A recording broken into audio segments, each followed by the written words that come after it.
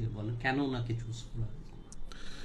দেখুন, আজকে আপনারা অবগত আছেন যে আমাদের লোকসভা নির্বাচন দোরগোড়ায় এসে গেছে।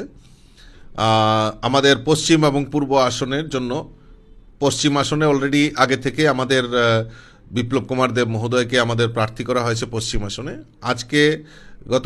আজকে পার্লামেন্টারি বোর্ড নির্ণয় নিয়েছে এবং পূর্ব ত্রিপুরা আসনের জন্য কীর্তি সিং দেব বর্মাকে আমাদের ইস্ট সিটের প্রার্থী করা হয়েছে এবং এটা সংরক্ষিত আসন।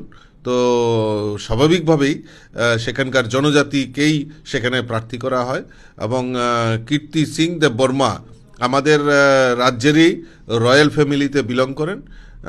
ওনার বয়স 52 ইয়ার্স এবং উনি আমাদের যে ছত্তিশগড় রয়েছেন সেই ছত্তিশগড়েরও একটা রাজকোট জায়গা রয়েছে, সেখান থেকে রয়্যাল ফ্যামিলিতে বিলং করেন। ওনার যে পতি রয়েছেন উনিও দুইবারের বিধায়ক সেখানকার ছত্তিশগড়ের।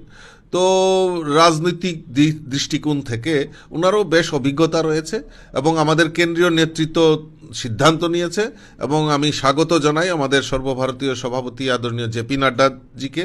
নিশ্চয়ই কোনো রকম আমাদের এই রাজ্যের বিকাশের জন্য প্রার্থী তালিকা উনি ঘোষণা করেছেন এবং স্বাগত জানাই এবং আমরা সবাই মিলিতভাবে আমরা কাজ করব এবং এই রাজ্যের জনজাতি বিকাশের জন্য আমাদের সরকার এবং আমাদের মোদিজি এই রাজ্যকে এক ত্রিপুরা শ্রেষ্ঠ ত্রিপুরা গড়ার লক্ষ্যে আমরা ডেভেলপমেন্ট ইস্যুতে সবাই মিলিতভাবে কাজ করব।